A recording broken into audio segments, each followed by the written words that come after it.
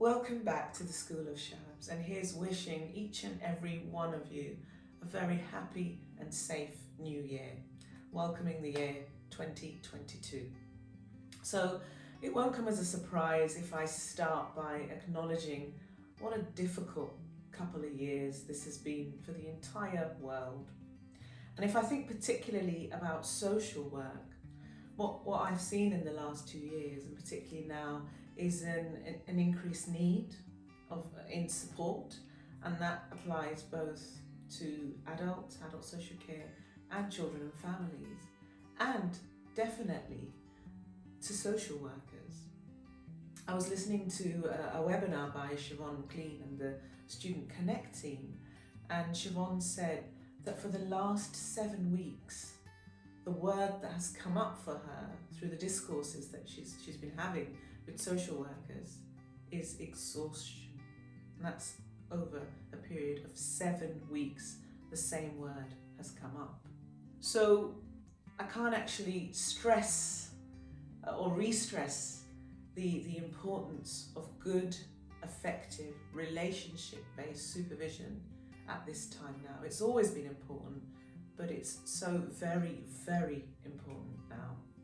And I'll always start a New Year video taking it right back to health, well-being, and self-care and care through the supervision space. And that's what I wanted to do today. You'd also have met my friend Abu Bakr in my previous video. And one of the things I've learned from Abu Bakr is the importance of history, lost history actually. So I've been doing a lot of reading and research into the history of social work supervision. And I found that social work supervision dates back to 1878. That's almost nearly 150 years ago. And supervision still exists today in social work. So it's clearly important.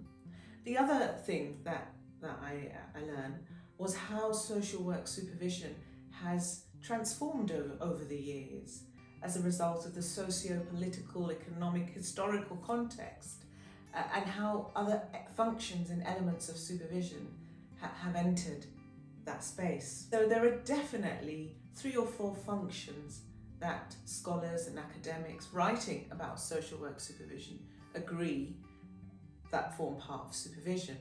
And one of those elements is support. And that's what I wanted to draw our attention to today, the support through social work supervision. So keeping this video short and sweet, I'm going to invite you to engage in a reflective exercise with me. So I'm going to invite you to draw 4 batteries like this. Now, if you're a supervisor, manager, practice educator, someone who undertakes supervision, I want you to share in battery number 1, by shading it in, how supportive you feel your own supervision space is, the supervision that you receive. And then next to that battery, I want you to jot down some words, giving some meaning to how much you powered up that battery. Moving on to the second battery, I want you to shade in how supportive you would like your supervision space to be. And again, next to that battery, jot down some words which might highlight why you chose that amount of power that you did. I now want you to move to the third battery and shade in how much the supervision you offer, so the supervision that you provide, includes this supportive element in supervision. And next to that battery, jot down some words again. Finally, in the fourth battery, shade in how supportive you feel the supervision that you provide could be moving forward. Again, highlighting one thing you might do differently or add to ensure the supervision space you enable is indeed a supportive one. Now, I wanted all supervisors to start the new year with this exercise and think about how much support you yourself receive through your supervision, but also how much support you're providing your supervisees in the supervision space. Thank you very much for engaging in that reflective exercise. And what I hope is that you're going to be able to take these personal reflections into the supervision space and share these with your supervisees. And actually, you might want to invite them to engage in a similar reflective exercise and share with you, provide you feedback on how supportive they find their supervision space.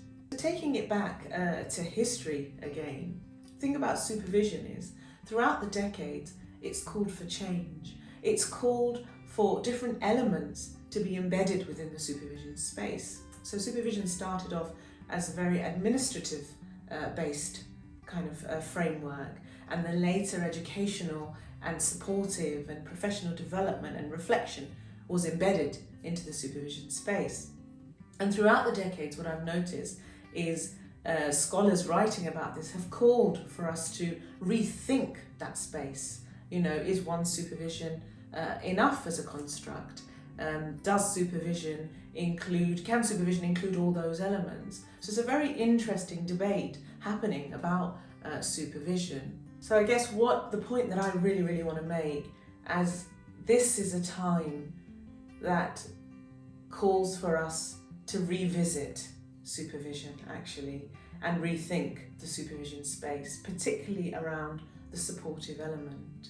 And that's not only important for social workers who are feeling, as I mentioned, exhausted, and many are exiting the profession or contemplating exiting the profession. So how do we serve the social workers? How do we think of the longevity of social workers amidst these really challenging times? And not only challenging times, but when social work is under huge scrutiny. So let's stand in solidarity. Let's show that professional love, kindness, care and compassion through supervision as supervisors, because that's ultimately going to serve the people well that we came into the profession to support. Because supervision has many functions, but one of the functions I would hope is the outcome for the people that we support, the people that we work with. That is the service users, clients, the adults, the children and families, whatever it is that how we refer to them. So thank you very much for watching the video today. I will be back next month with another video, hopefully. Take good care of yourself, keep safe. Please remember to subscribe and like my video and follow me on Twitter. Bye-bye.